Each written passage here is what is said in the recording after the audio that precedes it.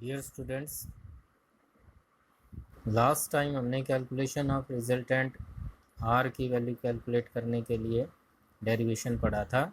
जिसमें हमारे पास B E की वैल्यू क्यू कॉस थीटा आ गई थी।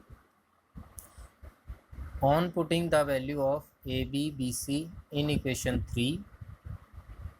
We can write R square is equal to P square plus Q square plus 2 P Q cos theta, और r की वैल्यू निकालेंगे तो स्क्वायर रूट हो गया P square plus Q square plus 2 P Q cos theta. So with the help of equation 5 we can right और calculate the resultant r of any two given vectors which incline to each other at any angle theta. Now direction of resultant r.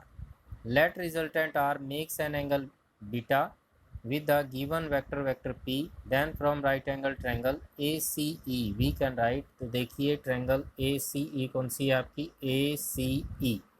यहाँ पर ये AC जो है ये angle beta बना रहा है वेक्टर p के साथ, तो ये ACE ये राइट एंगल ट्रायंगल लेके चलेंगे तो क्या आ जाएगा, टेंजेंट बीटा की वैल्यू क्या होगी परपेंडिकुलर अपॉन बेस, तो सी ई अपॉन ए ई, और tangent beta is equal to C E upon A E को क्या लिख सकते हैं A B plus B E. From right angle triangle B E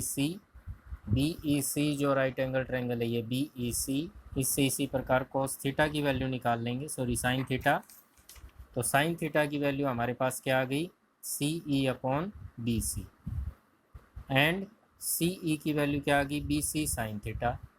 which is equal to Q sine theta, क्योंकि B C की value क्या है Q, and we know that B E हमने पीछे निकाला था किसके इक्वल था क्यू कॉस थीटा, तो टेंजेंट बीटा की वैल्यू यहाँ पुट कर देंगे इस इक्वेशन में,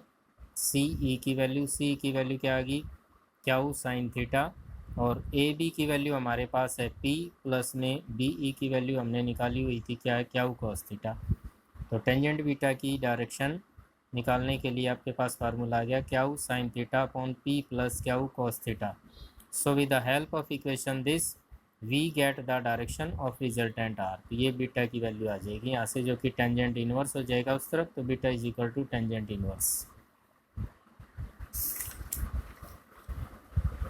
नाउ उसके बाद resolution of a vector, the process of splitting up a given vector into two or more vectors is known as resolution of vector। दो या दो से अधिक वेक्टर को यदि हमारे पास एक वेक्टर गिवन है, उस वेक्टर को हम दो या दो से अधिक वेक्टर में डिवाइड कर देते हैं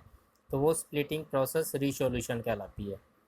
these vectors which we obtained due to the splitting process are known as component vectors of the given vector. The component of a vector gives the measure of effect of given vector in a particular direction. Rectangular resolution of a given vector. If a given vector splitted up into two vectors